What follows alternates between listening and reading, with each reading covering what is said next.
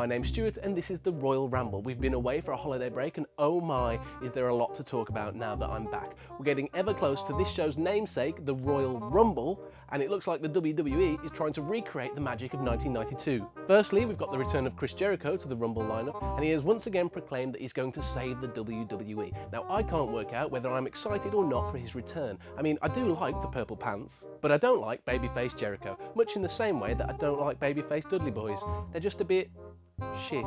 What's not shit is the fact that the WWE World Championship is on the line at the Royal Rumble, which makes one of the year's most enjoyable events even more enjoyable. But if the person who wins, Brock Lesnar, doesn't cut a promo at the end, the event will certainly fail to live up to the lofty standards set some 24 years ago. But prior to all this, the lead up to the Rumble started with the underwhelming announcement that the Big Show would be the first entrance into the event, and that he dominated, obviously, because I'm a giant, who happens to possess the most protected and ridiculous finisher in the whole company with the one-punch knockout. So he's number one in the event, or not, or he is, or he's the first entrant, or to be number one, or the first person to say he's in the event as number one? No one quite knows. After the commentary team had a conversation similar to this following the announcement, they tried to clear it up this past week on Raw by not having that same conversation, but still, it was a silly mistake to make following an announcement which, to be honest, I could hardly contain my indifference for anyway.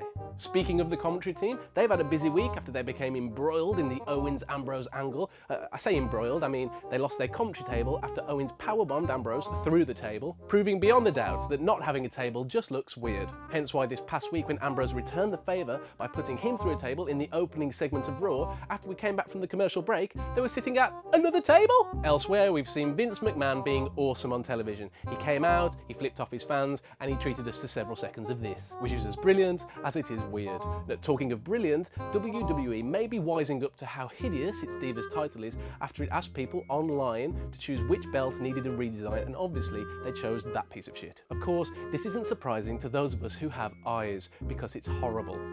Look at it. Just look at it. In other news, Sin Cara is on the shelf once more after he dislocated his finger again, which is a pity because... Oh, not his finger? Shoulder. You sure? Oh, okay. We also had the creation of the Social Outcast stable, which I think is good.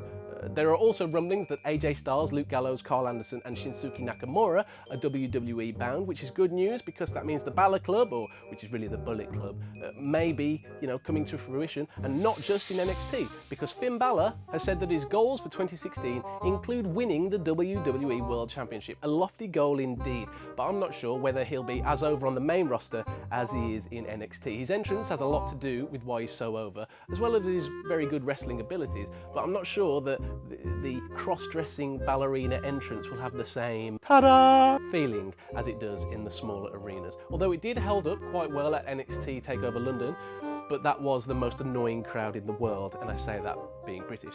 Okay, so that's all I've got this week for the Royal Ramble. If you want to follow me, you can find me here on Twitter, and remember to come back next week and watch some more bollocks chat here on WrestleZone.com.